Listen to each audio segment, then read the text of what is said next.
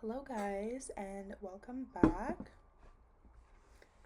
to my channel.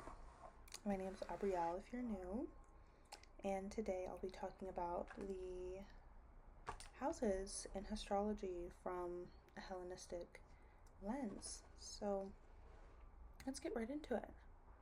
You've probably heard of things like the seventh house in relationships, or just sayings like that, or the 10th house is career.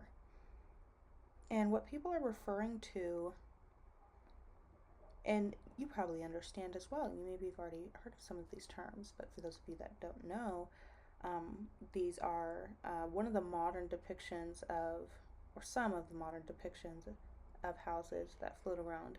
And some of them are have ancient significations as well. They've just been reworked for the times. So that's what we're focusing on today, is that ancient in perspective. That's what I mean when I mention Hellenistic, is that it's coming from that Greek Hellenistic era. So what we're going to be talking about today are what they originally were and why they were called what they're called, how you actually read them in practice based off of the house, sign, sect, triplicity, rulers, all the things. We're going to go a little bit broader as well. We're going to talk about how Hellenistic astrology inherited certain things from Mesopotamian traditions of astrology. It's very widespread from what I've learned so far. Hellenistic astrology is a bit of a mix in terms of its history and how it absorbed Greek philosophy and Egyptian timekeeping, and later branches like Arabic and Islamic astrology helped refine and transmit this house doctrine that we'll be talking about. So by the end, you'll know not just what each house means, but how to make it move in a chart, especially as we look at things like annual perfections or even things like electional astrology. So some quick roadmaps and definitions that are going to be helpful throughout this are 3 definitions that I'll be speaking out about the most throughout this video. The signs are the 12 zodiacal divisions along the ecliptic, Aries through Pisces, and the houses are 12 places relative to the ascendant, what rises, culminates, sets, and anticulminates. And then lots and Time Lord techniques are major Hellenistic tools that often work through houses. So I'll use this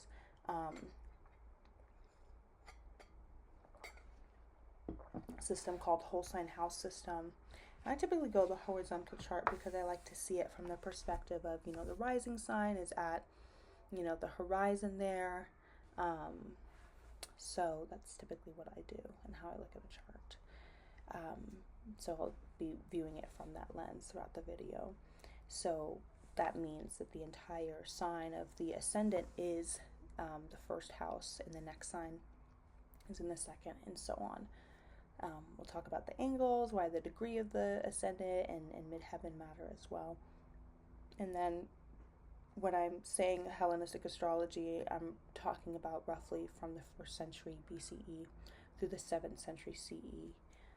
The Greco-Egyptian tradition preserved in authors like Dorotheus and Valens, Ptolemy, and Paulus as well.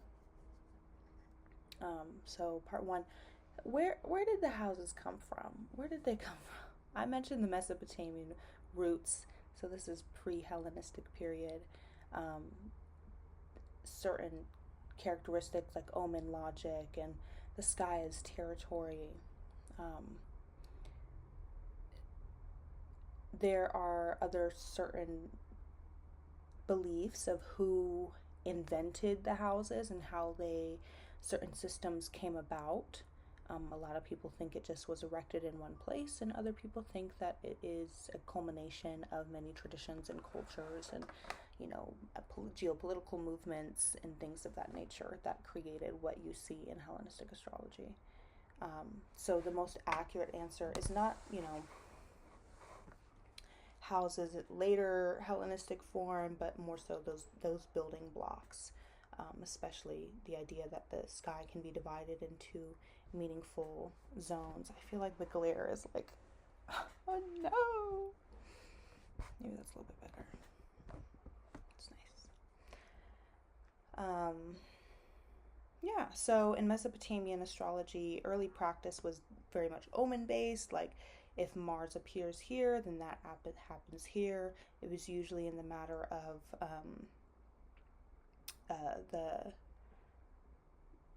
the health of the kingdom and foreseeing certain kingdoms, and when certain rulerships or kings would die or their rulership would end. Certain things about, they say it's the forecast, but about the weather sometimes too. So, spatial divisions of the sky. Mesopotamian astronomer priests tracked rising and setting phenomena, the cardinal directions, seasonal markers. The sky wasn't a uniform dome, it had regions.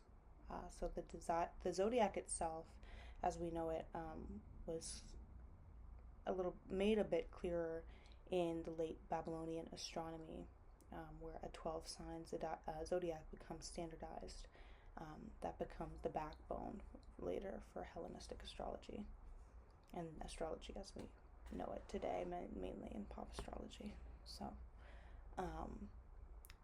topical correspondence, the logic that different celestial placements correspond to different earthly topics like kingship, crops, war, illness, definitely sets the stage for later places or topics in charts.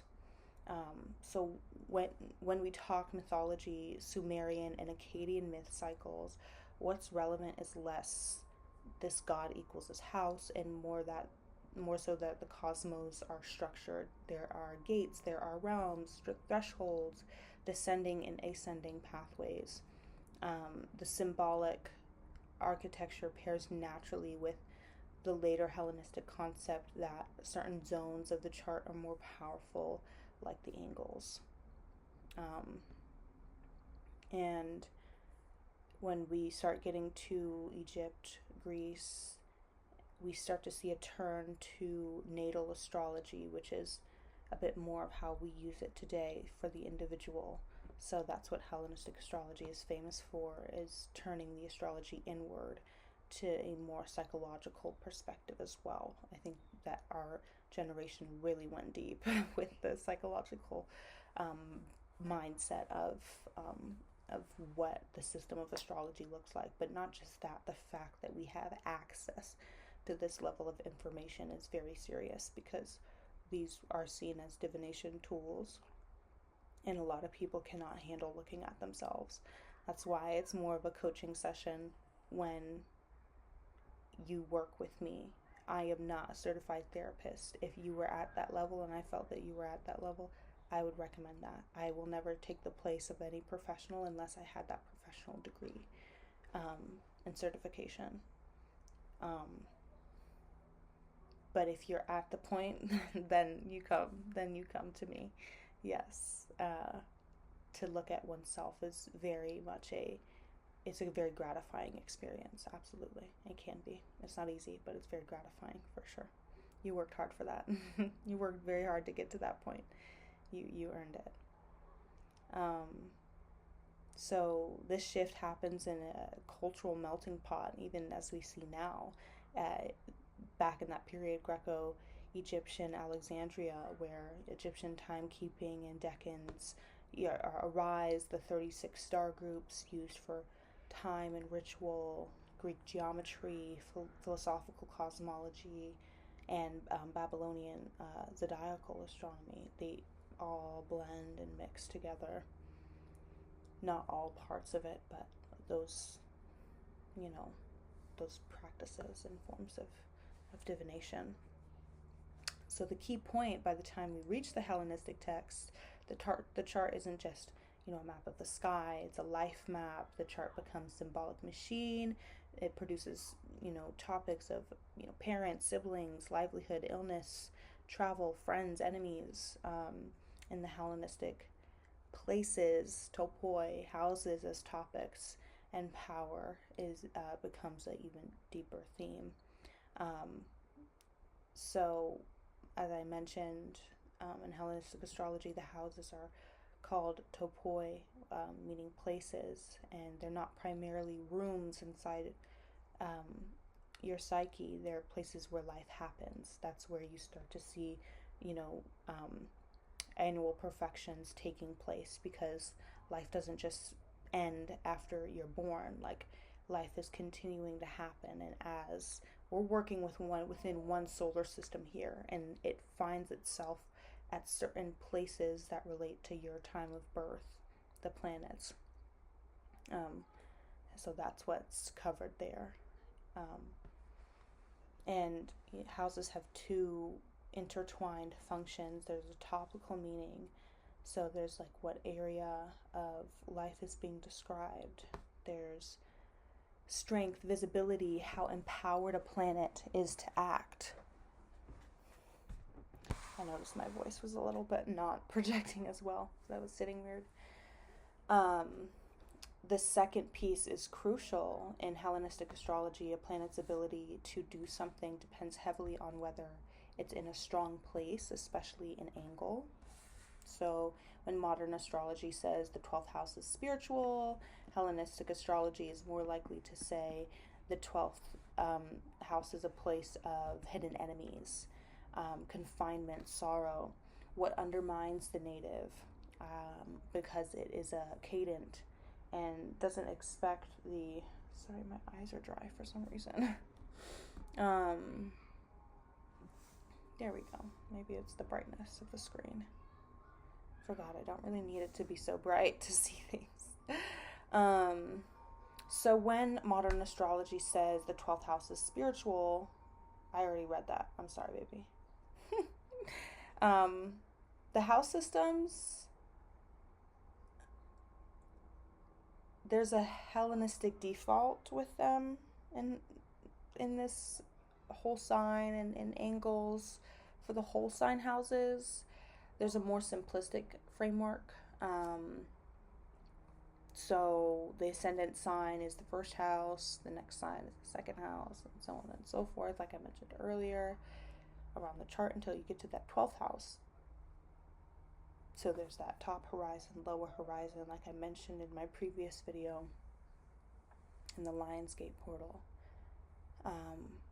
It's very powerful because it created a very sense of readability and to this system. Like, it, topics of like, which topics does Mars rule? Look at the houses whose sign it's Mars rules, and where does Mars act? Look at how that, the house Mars is placed in.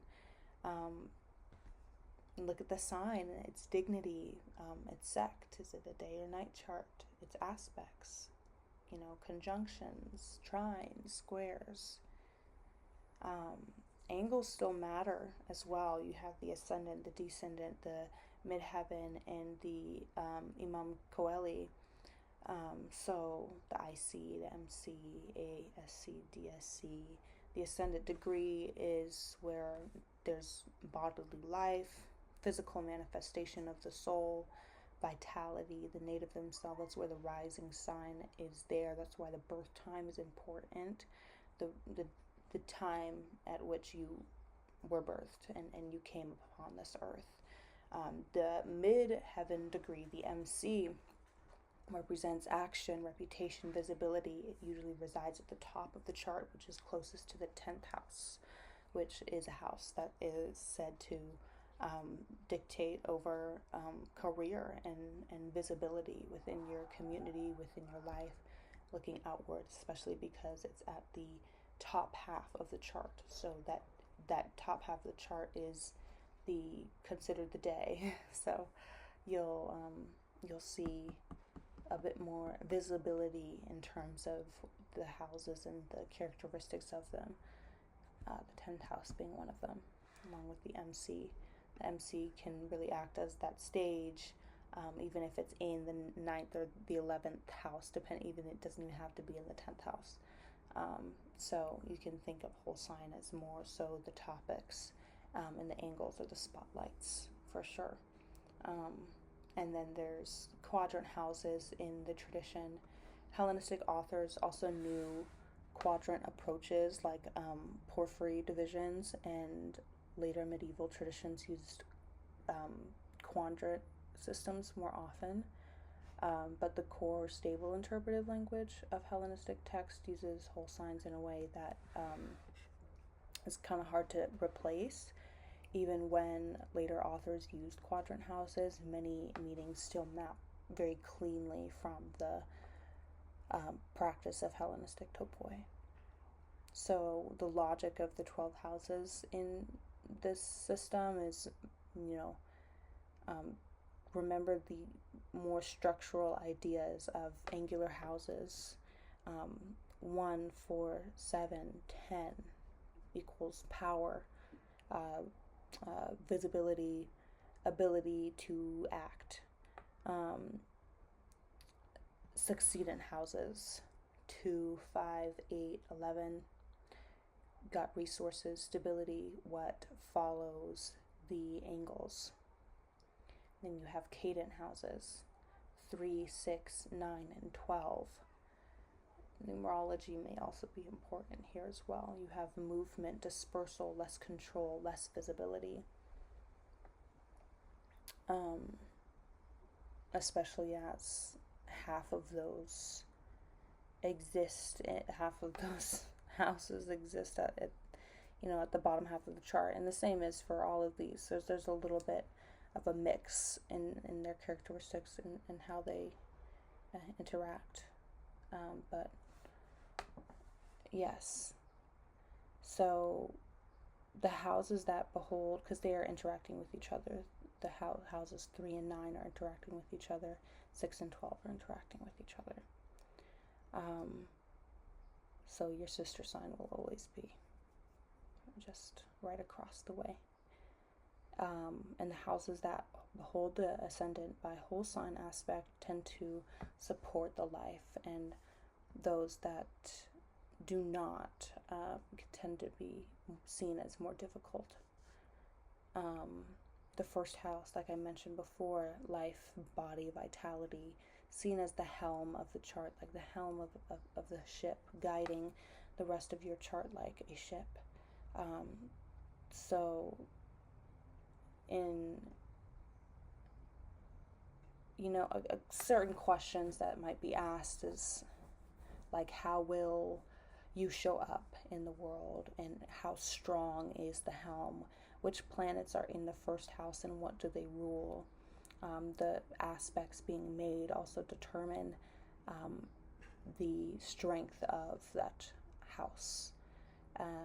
The second house would be more so livelihood, possessions, what sustains you. And the substance is resources, it's money, it is the literal support of life. Okay, now we're here on this earth.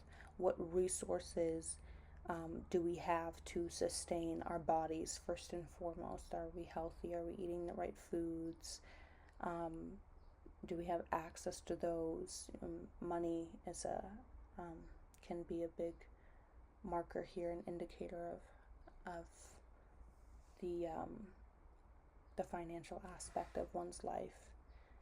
The third house would be more siblings, local travel, devotion, messages. That's where we saw that less visibility, because all of this is kind of, a little bit less about you, and but it's also seen as the goddess place in some traditional lists. It has some associations with devotion, omens, and everyday movement. So that's a fun thing to work with, especially if you know anything about the goddesses, being able to weave that into your knowledge of astrology in your own. The fourth house, foundations, parents' home, land, and endings. This is where the IC roots, the Imam Koali, and ancestry, property, the base of life, and also the end of matter. The end of matter I think of the end of mother in terms of the etymology of matter, because it has to do with that ancestry, and it's the foundation of that. Future assets being built. The fifth house, we have children. That's why those assets are being built. In the fourth house is to support the children. It's to support pleasure and creativity and good fortune. It's called good fortune place in some traditions. Also, there's themes of romance, artistry, joy, and what you bring forth. The sixth house is illness, toil, subordinates, injury. This could be a potentially difficult chart for people, depending on the placements in there and how they are placed, the strength of their placement. It's a cadent house and traditionally not beholding the ascendant, so not daily routine as a more like aesthetically made or aspect of life, but more labor is seen here, and strain in conditions that could compromise vitality show up here. The seventh house is more marriage, contracts, open enemies, and the other. I have a really interesting seventh house. I'm just thinking of mine. And it makes sense. That you have like the setting place, partnerships, legal binding, opponents who are visible. I find it very interesting because nobody's truly in this life alone. So it's always interesting to see what seventh house, what a person's seventh house looks like, and then take a look at their relationships in life and be like, okay, I see, it makes sense, even for oneself. And the eighth house, you have death, fear, other people's resources, traditionally difficult but very real, inheritance, debts, taxes, the anxiety of what you can't control. It definitely takes a lot of faith and like a resounding knowing of oneself to navigate the eighth house. It can be very tricky for sure, but not without being found out. Usually I find that the anxiety and ease of things like death and fear and some of those things like inheritance, debts, and taxes, and again the anxiety of what you can't control, even if though you can't control certain aspects in life, you can have the knowledge to know how to navigate those things and navigate those things in life that you can't control, for sure, especially when it comes to other people's resources. It's not just physical things, it's like resources of life and knowledge and vitality and a person's time as well. It's a major resource. The ninth house of God, dreams, far travel, philosophy. Calling it the God place might be a little bit far-reaching, but you can intertwine that with definitions of universe or the multiverse even as well, since it has to do with far travel. It's where, because I think of astrology as being able to conquer this solar system, but if you are going for dreams in a mindset that might require something a little bit further, then that's when you're going to want to go deeper into Sumerian mythology and astrology and get deeper into more of an occultic lens of astrology and really going into cosmology more so,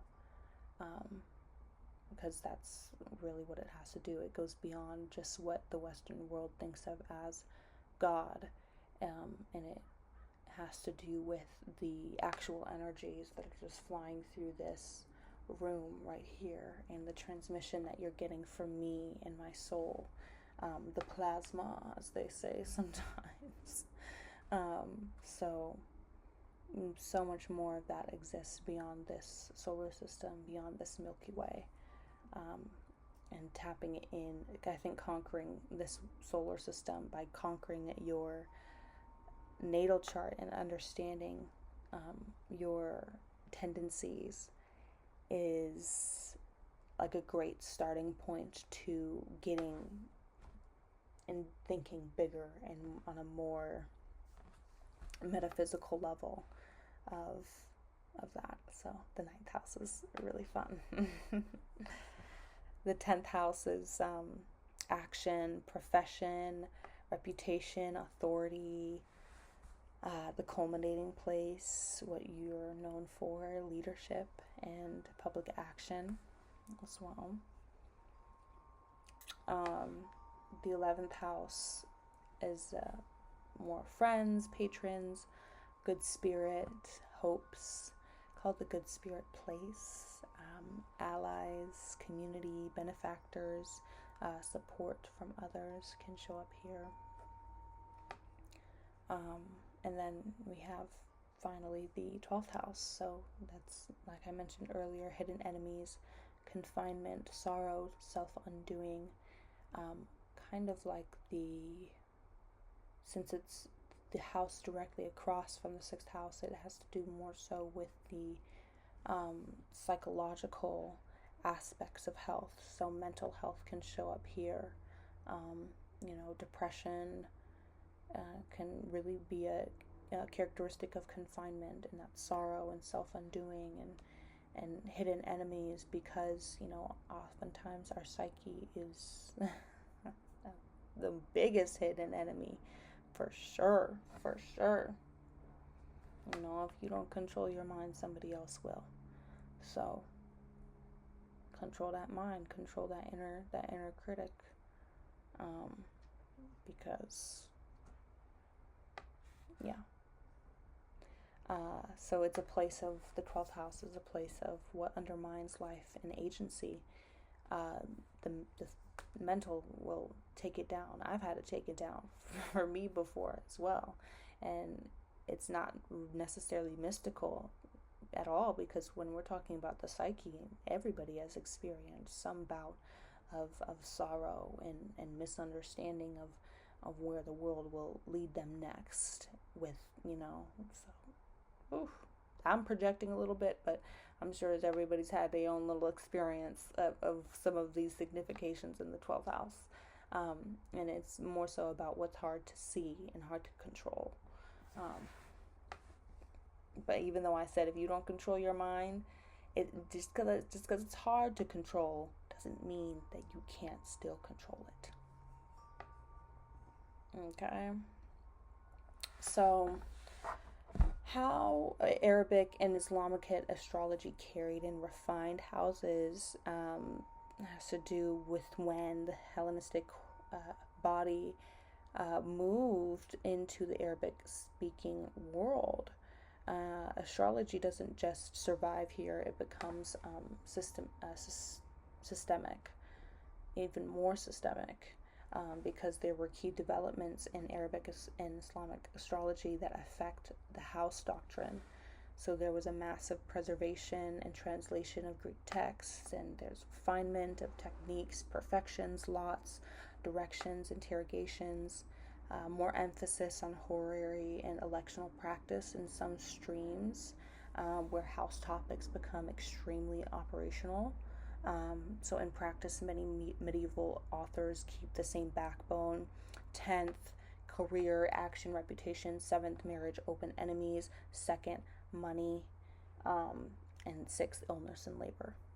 So you can see a more detailed delineation through house rulers, the lords, planetary conditions, reception, dignity, lots, especially fortune and the spirit, timing, perfections, and solar revolutions.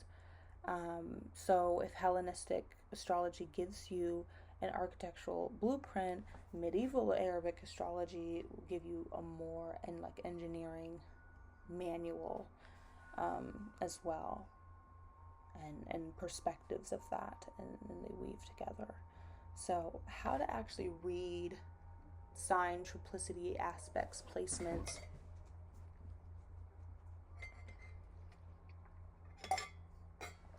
My dog might want to go outside. You want to go outside? You go outside. Okay. Go out there. Okay, here you go. So, examples. This is a good little chunk. So, there's going to be a nice little repeatable method that you can take from this, and then some like multiple mini delineations. So, there's a repeatable house reading method for any topic, say 7th, relationships, and again 2nd, money, career, 10th. Do this. You're going to want to start with identifying the relevant house. Look at the sign that's on that house, whole sign. You can use Astrology and set it to that. Whole sign, ascendant, horizontal is the specific one that I use. And then the sign sets the style. So then next you're going to want to find the house ruler, the planet that rules that sign. Is it Venus? Is it Jupiter? Is it Mercury? And then assess the ruler's condition.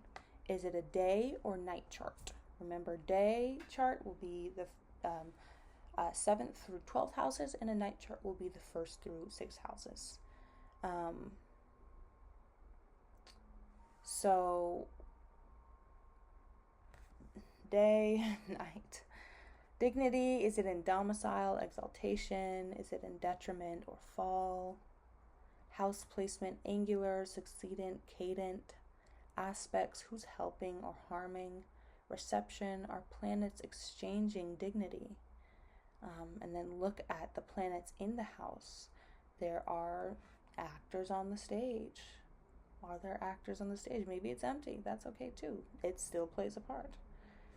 Add nuance with triplicity, with elemental belonging, fire, water, and time, meaning perfections and periods. So annual perfections, or a full moon, or a major life event. Keep it concrete. Houses are placed where things happen, and planets are the agents. Signs are the environment, and the aspects are the relationship between agents.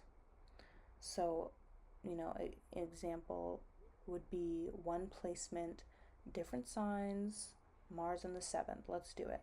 So we're going to use Mars in the 7th as a base, modify it by sign, triplicity, and aspect. So Mars in the 7th house in Aries would be fire, triplicity. House topics would be relationships, contracts, open enemies. The planet here is Mars. So Mars has indications of severing, heat, conflict, courage, initiative. And then the sign is Aries. Aries is Mars' domicile, is in domicile, so it feels at home when it's in the sign of Mars. So it's very strong and direct as well. So possible expressions of this would be that the native draws partners who are assertive, competitive, or martial. The relationships are placed of action, quick commitments, decisive turns, and conflict can be straightforward, and arguments may happen fast or resolve fast as well. When we say relationships, I hope we are thinking beyond just the romantic sense.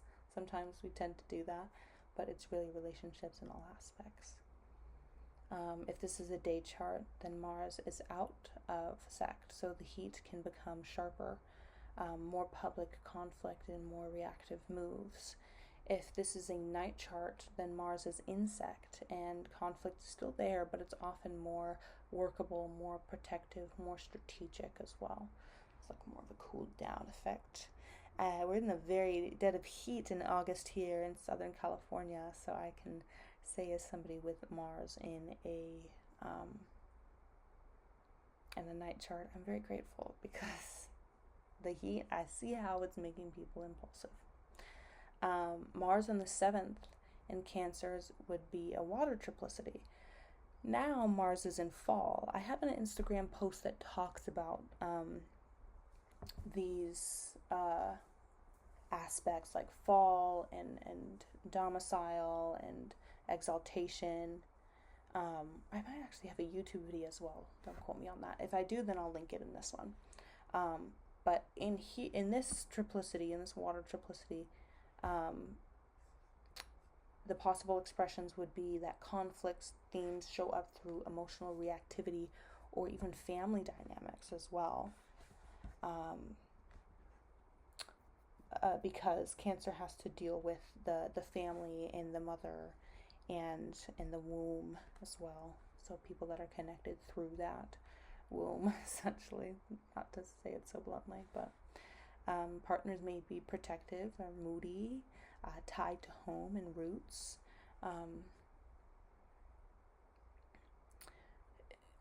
I could get into stuff right now, but I'm not gonna. The native may experience relationships as a place where vulnerability and defensiveness intertwine. It's not necessarily bad at all. It's not good, bad, right, or wrong. It just is. It's specific. Mars doesn't have as clean of tools in Cancer, so it acts a little bit sideways. I think what's nice is that you do have the cardinality of Cancer to hopefully work with that, and I do have a big kind of little mini series about Cancer on my channel that you can learn a little bit more about how that interacts. Mars in the 7th in Libra would be an air triplicity, so Mars is in its detriment. Venus's sign, still some cardinality there, but some of the possible expressions would be tension around fairness and negotiation and compromise, and partners may be diplomatic, but conflict emerges through passive aggression or indecision, very airy qualities, and the native learns courage through relational balance for sure. So that communication, social skills would be a very, very, very important life skill for anybody, but especially anybody that has Mars in the 7th house. Aspects that change the story a little bit would be Mars in 7th trine Jupiter. So here the heat is a bit tempered and conflict can lead to growth, as Jupiter represents that. And partners can be brave and supportive. Mars and Jupiter are like powerhouse planets in terms of the kind of energy that they can bring to one's chart, especially to one's relationships. So Mars in the 7th square Saturn would be a bit more like commitment can maybe feel a little bit heavy, and that they require endurance, as Saturn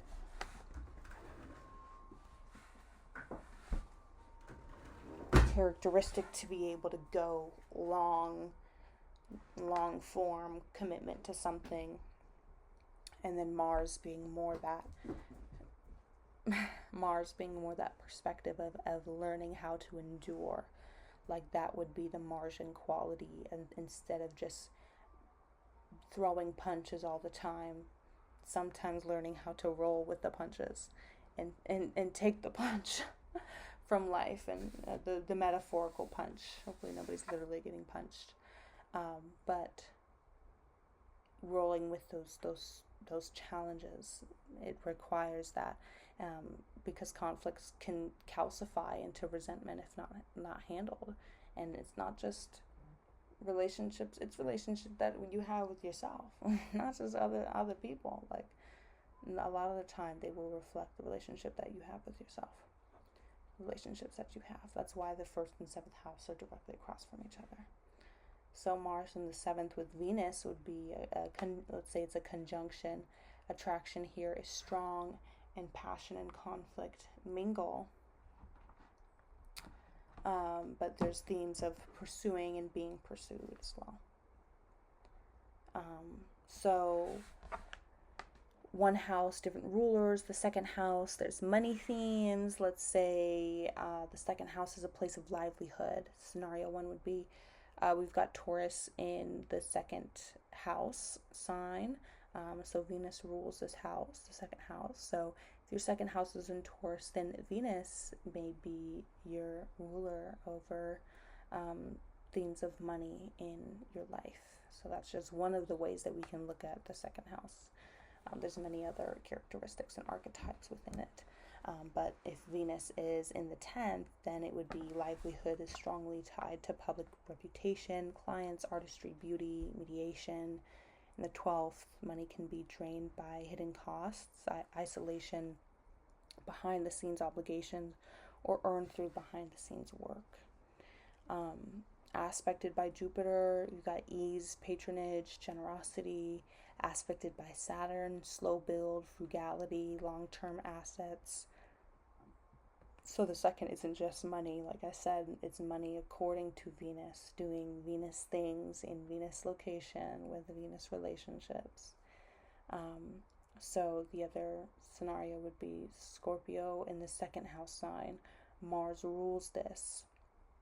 Now Mars rules livelihood. Themes of money through Mars topics like entrepreneurship, go-getter energy, emergency work, surgery, athletics, activism, decisive leadership. If Mars is in a cadent house, then that 3, 6, 9, 12, income can be inconsistent, or require constant movement. If Mars is in an angle, then income can be strongly self-directed. I just let you out, sir. I just let you outside. You don't have to relax now. Example, another example would be 10th house career, sign, triplicity, planet. We've got Sun in the 10th in Leo, a fire triplicity. So the Sun would be in its domicile here, like it's August 3rd. Sun is in its domicile. So this is probably a fun time for anybody with this placement. Fire triplicity. The Sun is in its domicile, very angular and strong. The career tends to be very visible, leadership oriented. You have just the thinking that the sun, the spotlight, even more visible. Leadership oriented. The native's identity is intertwined with vocation. So it's kind of like king, queen status, honestly. So if we were to add some aspects, the Sun trine Jupiter here would be public favor, protection, mentorship. And the Sun square Mars would be public conflict, competitive career fields, burnouts if unmanaged. And the signs that Mars and Jupiter in will also play a role in that as well. So the Moon in the 10th in Capricorn would be in Earth triplicity. So Moon in detriment is an angular house. We've got public life, including responsibility, discipline, long cycles of effort. The native may be known for emotional steadiness or being hard to read even. If we were to add in sect as an example, in a night chart, the moon is the sect light, and this can strengthen the moon's ability to signify prominence even if the sign is difficult, especially so if the native was born on, let's say, a full moon or a full moon eclipse, that sort of thing. So, whoa.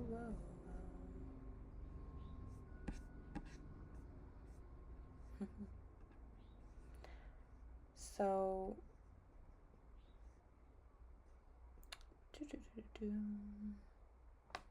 let's talk about the 6th house, because I feel like I did not add, niceties to this and more context, because I kind of went illness and labor, So let's just do a kind of careful Hellenistic style delineation with this.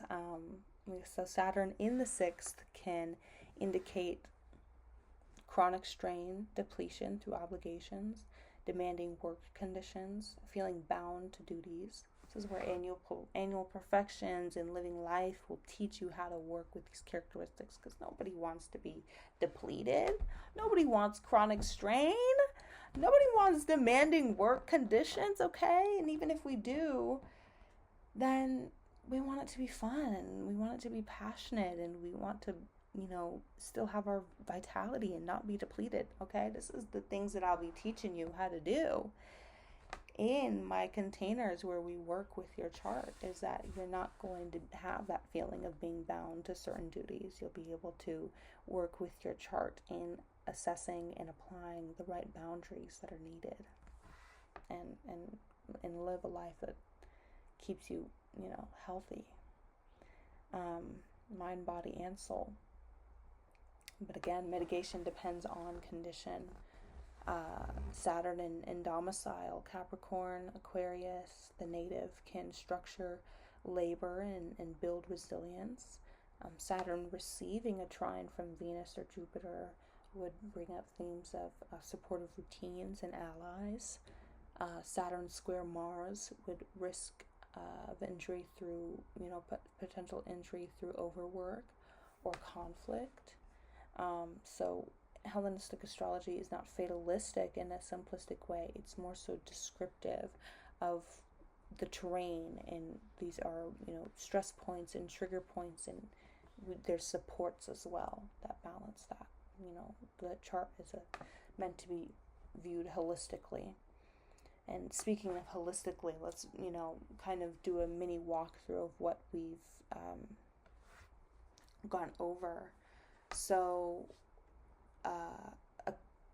we can do a little complete synthesis as well, and you can map this into your own chart. So a chart scenario would be, ascendant is Virgo, whole sign house, ascendant horizontal, Astroseek. 7th house, Pisces, Jupiter rules. That's not going to work. No, I'm kidding, it will. Jupiter. I thought there was a typo. That will absolutely work. You're fine. Chart scenario, you're fine. Jupiter in Gemini in the 10th. Saturn in Pisces in the 7th, co-present with the 7th house. Venus in Taurus in the 9th. So relationship delineation in the 7th house. The 7th house sign is Pisces. Relationships could be porous, spiritual, imaginative, sometimes idealizing. Rulership is Jupiter in Gemini in the 10th house. It could also be like a sense of like teaching as well, like student-teacher dynamic, because Jupiter in its mythology is Chiron is really the one that taught Jupiter, but Jupiter, is the student that became the master, so to speak, and is also seen as a great teacher, as Jupiter also rules over Sagittarius as well. And Sagittarians are a very teaching kind of sign. Especially if, let's say that the ruler of Jupiter, let's continue. Let's say that the ruler is Jupiter in Gemini in the 10th.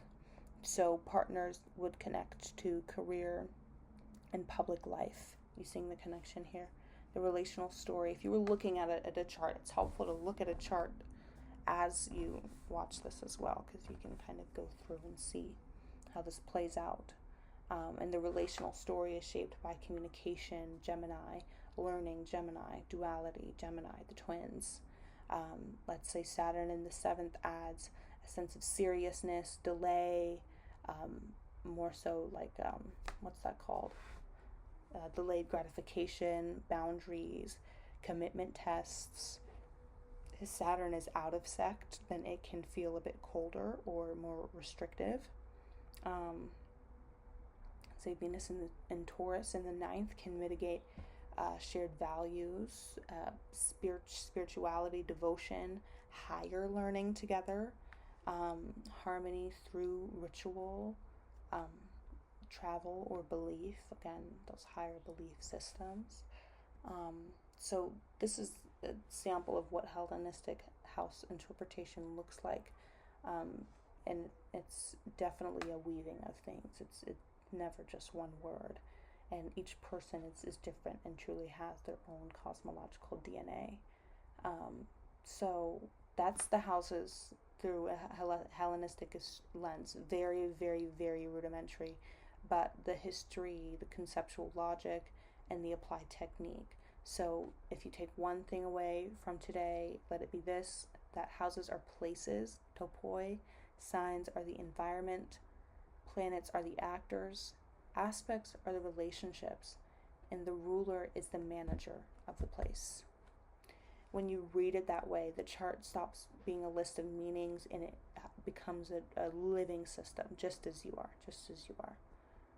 So, you know, I would really like to cover more aspects like the lot of fortune and spirit and perfections and Arabic parts, so that you can get a deeper sense of alternative ascendants in terms of the lot of fortune and spirit for body versus mind, and how perfection and during annual perfections the house topics activate year by year in a different way, and how the Arabic parts and medieval refinements helped bridge more of that historical lens, which I find fascinating. We're studying 2,000 plus year old systems. The history it's bound to come up. So thank you so much for being here. I really, really enjoyed my time. I just love talking about this, and I haven't done a long form video in a while. So thank you again so much for being here. I will see you guys in the next one. If you are interested in booking a session with me, please go into the link in this video or on my channel, and we can learn a bit more about your houses and learn how we can make them work for you, especially in this annual perfection that you are in. And yeah, have a fabulous day. Take care. Oh, another thing I want to mention is that I am affiliated with Astro Twins, and they have a fantastic resource for people who are just learning. They have different courses, they have different books and planners that you can use and add to your daily life as a way. That's how I really made it personal for me, was by practicing astrology in a daily forecast kind of way. Those little bite-sized pieces, like when you look at the whole system, it can be really daunting, but those daily forecasts and those little things, those little emails that you get from them if you sign up for their email list, will help keep you aligned in a more bite-sized way. I always say, like, you can't eat the whole elephant in one bite. So take it day by day, and as you should in life. Anyways, so enjoy the rest of your day, and I can't wait to see you guys in the next one. Bye.